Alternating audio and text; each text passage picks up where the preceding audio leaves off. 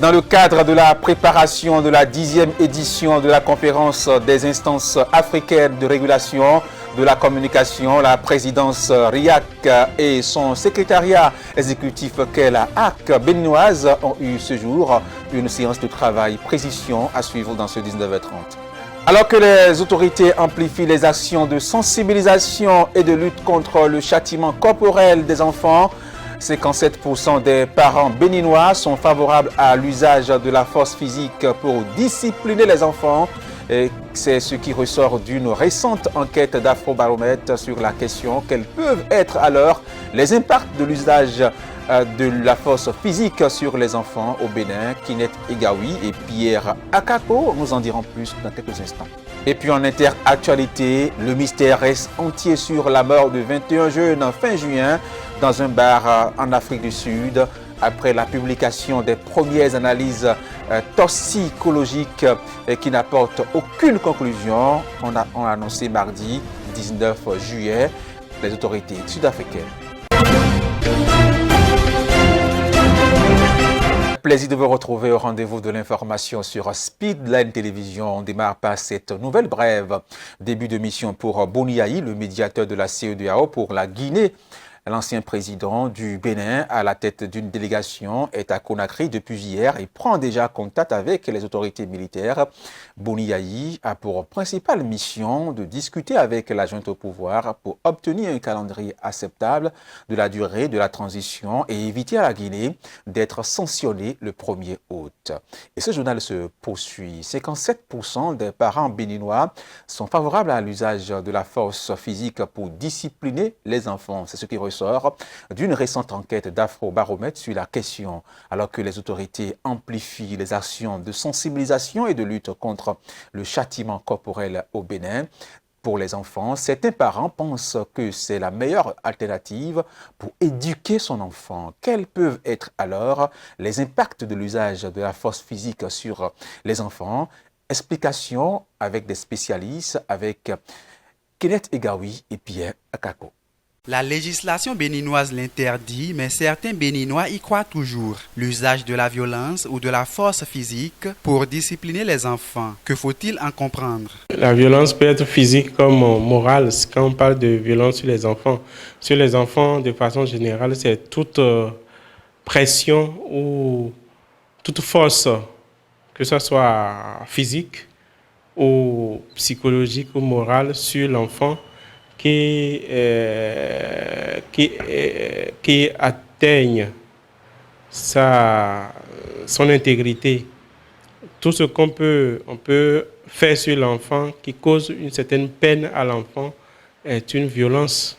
Tout ce qu'on peut faire comme châtiment corporel, comme des privations de nourriture, comme des humiliations, comme des claques, des paires de gifles, de tirer les oreilles par exemple, pincer l'enfant, donner des coups de bâton dans la main. Donc toutes ces formes, toutes ces manières de faire sont des violences exercées sur l'enfant. Cependant, malgré que le grand nombre y croit, soit 57% des parents enquêtés par Afrobaromètre, l'usage de la force physique pour discipliner n'impacte pas positivement l'enfant. Celui qui a été éduqué dans la violence va développer des mécanismes de défense qui ne vont pas lui permettre d'être heureux. Des mécanismes de défense, par exemple, qui va lui permettre d'être sur le qui-vive par rapport à l'autorité. D'avoir peur de l'autorité, par exemple. De ne pas pouvoir parler en public. De ne pas savoir dire non à quelqu'un. Voilà les conséquences, par exemple. Mais quand l'enfant grandit, l'enfant traîne des séquelles. Oui, les gens vont me dire, moi j'ai été frappé tout le temps, je n'ai pas de séquelles. Vous avez des séquelles. Les séquelles, c'est des petits changements d'humeur que vous avez. Les séquelles, c'est quand vous vous tuez au travail, par exemple. Même si elle permet d'avoir un résultat immédiat, l'emploi de la force physique ne présage pas d'une bonne éducation ou d'un enfant discipliné. Le psychologue recommande alors de prioriser les méthodes de la communication non violente. Je l'annonçais dans les titres, séance de travail ce mercredi 20 juillet 2022 entre le président du réseau des instances africaines de régulation de la communication RIAC et son secrétariat exécutif qu'est la HAC béninoise. Cette visite d'échange à Cotonou s'inscrit dans le cadre de la préparation de la 10e édition de la conférence des instances africaines de régulation de la communication. Précision sur les détails de cette visite avec Romaric Dossa et Mathieu Soso. Bientôt, la 10e édition de la conférence des instances de régulation de la communication d'Afrique. Dans sa mission d'organe de liaison entre toutes les instances membres du réseau des instances africaines de régulation de la communication RIAC, le secrétariat exécutif du réseau qu'est la HAC béninoise accueille ce mercredi 20 juillet 2022 à Cotonou le président en exercice du RIAC. Les responsables de la HAC béninoise et ceux du Conseil national de la communication CNC du Cameroun vont au cours de cette séance planifier l'organisation de cette édition. Laquelle édition marque également la fin du mandat de l'actuel président du RIAC.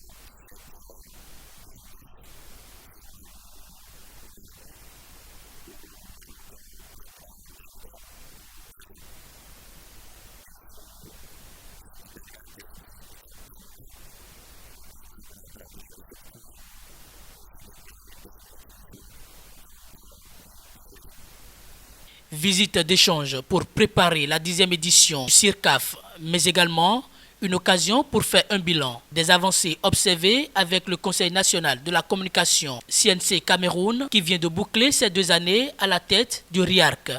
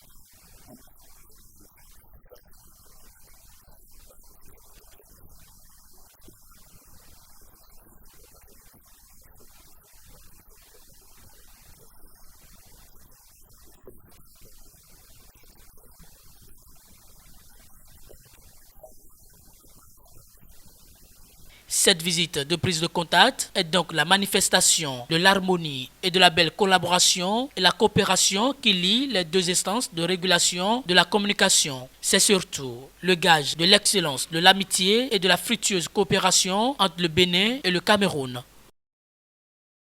Et parlons à présent santé. La betterave est un excellent légume riche en minéraux et en vitamines et de culture facile. Elle est riche en vitamine B9.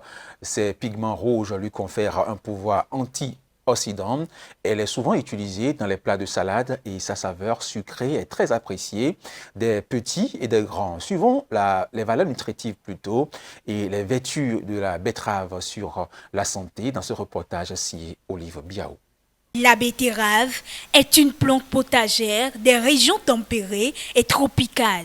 On la retrouve en couleur jaune, blanche et la plus consommée qui est la rouge. La betterave est un légume au goût sucré. Elle se consomme crue ou cuite de la racine jusqu'aux feuilles. Elle contient plusieurs éléments nutritifs pour la santé. Alors, au niveau des propriétés nutritives, Nous avons la richesse en vitamine A. Donc, qui parle de vitamine A parle de la santé des yeux. La vitamine K qui entre aussi dans la composition et la résistance des os. La vitamine C qui rentre dans la stimulation et l'entretien de l'immunité, donc face aux infections et autres. Nous avons aussi la vitamine B6. Elle favorise l'élimination des substances toxiques hors de l'organisme. Nous avons aussi le potassium et le magnésium qui sont les amis du cœur et des vaisseaux sanguins. Et donc la betterave fait dilater les vaisseaux sanguins et permet à ce que la tension soit normalisée et qu'on ait moins de dégâts liés à cette vilaine maladie qu'on appelle l'hypertension artérielle. Les feuilles de betterave sont les plus riches en propriétés nutritionnelles et ses racines sont aussi riches en fructose et en fructinutriments.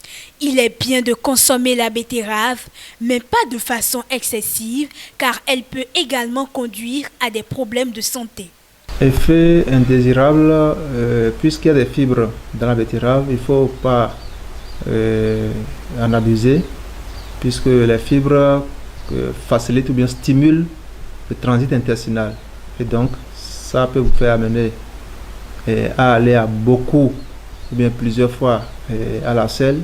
Il faut savoir en consommer.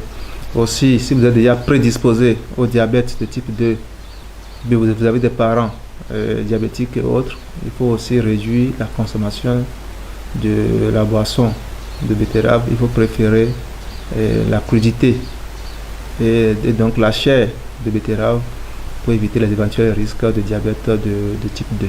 Le mélange de la betterave aux laitues, à la carotte, au concombre et autres légumes pour en faire une salade est la meilleure manière d'en tirer profit.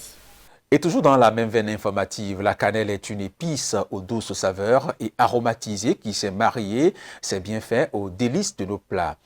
Ses richesses en antioxydants bénéfiques pour la santé ne manquent pas également. Découvrons ses vertus dans ce reportage. La cannelle est souvent utilisée sous forme de poudre. Elle possède des propriétés anti-inflammatoires, antibactériennes, antiparasitaires et antivirus. Sa consommation peut prévenir les problèmes d'anémie, les problèmes cardiovasculaires et certains cancers. La cannelle a donc plusieurs bienfaits sur la santé. La cannelle est souvent sollicitée et elle est sollicitée dans les troubles digestifs. Dans ce cas, elle s'oppose à la fermentation et facilite la digestion. Elle est sollicitée aussi pour les problèmes digestifs, les problèmes de peau, dans le cas des champignons et des acnés. Dans le cas d'affection grippale, c'est-à-dire dans ce cas, elle renforce l'immunité et libère la voie respiratoire. Elle est utilisée contre le surpoids aussi, c'est-à-dire aide l'organisme à brûler les graisses. Également bénéfique pour les personnes diabétiques du type 2, puisqu'elle réduit le taux de sucre dans le sang, la cannelle est très simple à utiliser. La cannelle peut être utilisée juste après un repas. Faire une infusion de cannelle avec une eau chaude, mettez des gingembre haché, plus une cuillerée de citron. Et là, ça aide l'organisme à digérer le repas. Il existe peu de contre-indications concernant le cannelle. Néanmoins, nous pouvons signaler les irritations buccales. Dans le cas où la cannelle plutôt est mangée en excès. Et pour cela, pour éviter d'autres ennuis et pour éviter d'autres complications, nous exhortons la population à prendre rendez-vous ou bien prendre contact avec les avisés pour avoir plus de conseils. Pour profiter de toutes les propriétés de la cannelle, il est recommandé d'en prendre une tasse tous les matins au réveil en y ajoutant une cuillerée de miel et répéter cela 2 ou 3 fois par jour. Hors du Bénin à présent, le mystère reste entier sur la mort de 21 jeunes fin juin dans un bar informel en Afrique du Sud. Après la publication des premières analyses toxicologiques qui n'emportent aucune conclusion, ont annoncé donc mardi 19 juillet 2022 les autorités sud-africaines. Reportage. Ils étaient 21, des adolescents pour la plupart, âgés de 14 à 20 ans. Depuis leur mort le mois dernier dans un bar sud-africain, l'enquête piétine et le mystère reste entier. Les premières analyses toxicologiques ont été publiées, mais elles n'apportent aucune conclusion selon les autorités. En ce qui concerne le taux d'alcoolémie, il varie entre 0,50 et 2,60 grammes par litre de sang. Ce qui en soi ne constitue pas une preuve de toxicité mortelle. Donc à ce stade, nous pouvons dire que cela pourrait ne pas être la cause finale de leur mort. Le laboratoire a également découvert du méthanol dans le sang de toutes les victimes. La dernière partie est celle du méthanol, qui a été détectée dans les corps des 21 individus qui étaient présents. Cependant, des analyses complémentaires sont nécessaires pour en déterminer la quantité. Donc pour l'instant, nous avons juste les résultats qui disent que les 21 personnes avaient du méthanol dans le sang. Des survivants avaient évoqué une odeur étouffante et des témoignages avaient suggéré une intoxication ou un empoisonnement. Le propriétaire de ce bar clandestin doit comparaître devant un tribunal pour vente d'alcool à des mineurs. Le chef de l'armée israélienne Aviv Kochavi est arrivé lundi 18 juillet 2022 au Maroc pour des entretiens avec de hauts responsables militaires dans le cadre de la coopération grandissante entre les deux États. Selon donc les sources militaires, il s'agit de la première visite officielle d'un chef d'état-major d'Israël dans le royaume chérifien. Israël et le Maroc ont consolidé leur alliance militaire lors d'entretiens mardi à Rabat entre le chef de l'armée israélienne Aviv Kochavi et de hauts responsables marocains dans le cadre d'une coopération grandissante entre les deux États. Le général Kochavi a été reçu par Abdelatif Loudii, ministre délégué chargé de la Défense, pour la première visite officielle d'un chef d'état-major d'Israël dans le royaume. La visite avait pour objet le développement d'axes de coopération dans les domaines de la formation, du transfert de technologies, ainsi que le partage d'expériences et d'expertise, a indiqué l'état-major marocain dans un communiqué. Une centaine de personnes se sont réunies devant le Parlement à Rabat pour dénoncer cette visite. Les manifestants ont brandi des banderoles à l'effigie de Shirin Abou Akleh, journaliste palestinienne tuée en mai dernier en Cisjordanie. Malgré la réprobation d'une partie de l'opinion, le rapprochement entre les deux États se poursuit depuis la normalisation de leurs relations en décembre 2020 dans le cadre des accords d'Abraham, un processus entre Israël et plusieurs pays arabes soutenu par Washington. Fin juin, des observateurs israéliens ont participé pour la première fois à l'exercice militaire African Lion 2022, le plus large sur le continent africain, co-organisé par le Maroc et les États-Unis. La Commission européenne a présenté ce mercredi matin son plan d'urgence pour faire face à une coupure prochaine de gaz russe. L'objectif que les réserves des États membres soient remplies avant donc l'hiver prochain. La Commission européenne propose de réduire de 15% la consommation de gaz pour pallier une coupure éventuelle des livraisons de Gazprom. L'Union européenne doit se préparer au pire des scénarios, une rupture des approvisionnements en gaz cet hiver. Face à la menace d'une suspension des livraisons russes, la Commission européenne a présenté mercredi un plan d'urgence avec des objectifs d'économie d'énergie. La Russie fait du chantage. La Russie utilise l'énergie comme une arme. Et donc, dans tous les cas, que ce soit une coupure partielle, majeure ou totale du gaz russe, l'Europe doit être prête. La première phase de l'effort est d'abord volontaire. Les États membres doivent travailler sur une réduction de 15% de la consommation énergétique à partir du 1er août et pour une période de 8 mois. Si la Russie devait fermer complètement le robinet, la Commission pourra alors déclarer une alerte pour l'Union. Autrement dit, les objectifs d'économie deviendront obligatoires. Dans un premier temps, les bâtiments publics et les citoyens sont appelés à faire un effort à travers une diminution du chauffage et de l'air conditionné. Avons-nous besoin d'éclairer des bâtiments de bureaux vides et des magasins toute la nuit? Avons-nous besoin de fixer l'air conditionné à 20 degrés? Bien sûr, cela réduira notre confort, mais cela devrait aussi réduire notre consommation. Mais pour les industries particulièrement énergivores comme la chimie ou la métallurgie, la situation pourrait devenir très difficile avec l'éventualité d'une diminution de la production. Cet effort sera coordonné et des fonds devraient être débloqués pour compenser les pertes des entreprises ainsi touchées. Tout d'abord, nous devons identifier les entreprises qui peuvent être arrêtées et à partir de là, voir quelle quantité d'énergie économiser. Il se pourrait que des entreprises, actuellement à cause des prix élevés, estiment que cela ne vaut pas le coup de produire et disent « maintenant que l'on a cette aide, nous allons nous arrêter ». À partir de là, il restera des restes d'énergie qui pourront être utilisés par d'autres industries qui en ont vraiment besoin. Mais je pense que chacun doit faire sa part d'effort. Nous ne pouvons pas faire preuve de solidarité entre les États membres et voir ensuite certaines industries au sein des États membres se battre entre elles pour cette énergie. La solidarité est l'élément clé de ce plan d'urgence car certaines capitales sont plus vulnérables que d'autres. Quel que soit le scénario, la situation économique risque de se dégrader plus encore. La Commission estime qu'en cas de rupture des livraisons de gaz russe, la croissance diminuera de 1,5%. Et ce journal se poursuit. Le président par intérim de Sri Lanka est élu ce mercredi président avec le soutien du clan de l'Efchedeta Gotabaya qui a démissionné la semaine dernière après avoir fui son pays en faillite. Celui qui a été 6 fois Premier ministre a été donc désigné chef de l'État à une écrasante majorité par les députés avec 134 voix contre 82 à son principal adversaire, Doulas, et seulement 3 pour le candidat de gauche, Anura. Reportage. Ranil Wickremesinghe a été élu mercredi président du Sri Lanka pour succéder à Gotabaya Rajapaksa qui a démissionné la semaine dernière après avoir fui son pays en faillite. Premier ministre contesté par le peuple qui demandait également sa démission, Wickremesinghe occupait depuis quelques jours le poste de président par intérim.